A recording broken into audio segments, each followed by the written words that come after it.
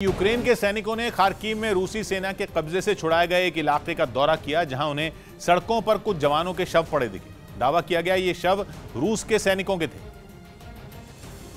और यूक्रेन के हमले में इनकी मौत हुई थी। सड़क पर सैनिकों के शव जेड आकार में पड़े दिखाई दिए।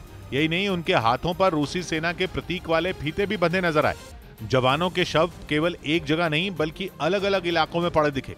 सामने आई तस्वीरों में यूक्रेन के सैनिक टूटी इमारतों के अंदर भी शवों की तलाश करते नजर आए। यही नहीं, उन्होंने घरों और बेसमेंट में रह रहे लोगों से मुलाकात की और उन्हें जरूरी मदद भी पहुंचाई। वहीं गोलाबारी के बाद शहर के कई इलाके खंडहर में तब्दील दिखाई दिए।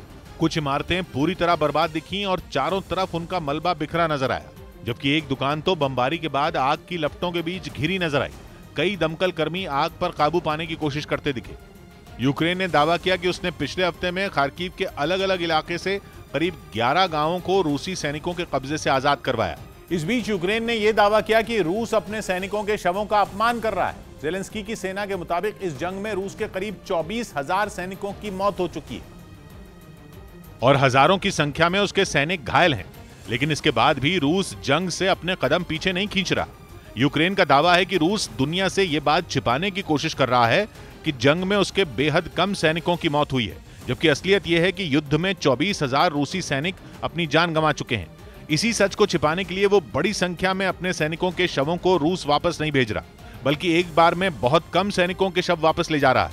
यूक्रेन के मुताबिक ऐसा करने की वजह से रूसी सेना के मारे गए जवानों के शव उनके घरों तक पहुंचने में कई दिन लग रहे हैं। यूक्रेन का यह भी दावा है कि ज्यादा दिन बीतने से शवों की पहचान करने में भी दिक्कत हो रही है, जिससे सैनिकों के घर वालों को काफी परेशानी का सामना करना पड़ रहा है। तो वहीं रूस ने जापान के नजदीक समंदर में सैन्य अभ्यास कर अपनी शक्ति का प्रदर्शन किया। जापान सागर में किए गए युद्ध के इस अभ्यास में रूसी नौसेना के कई जंगी जहाजों को शामिल किया गया, जिनके जरिए बीच समंदर में एक के बाद एक कई रॉकेट और मिसाइलें दागी गईं।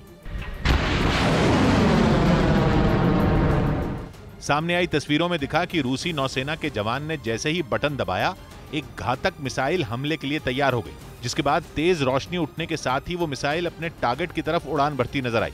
रूस का दावा है कि इस दौरान सभी रॉकेट और मिसाइलें अपने निशाने को तबाह करने में पूरी तरह कामयाब रहीं।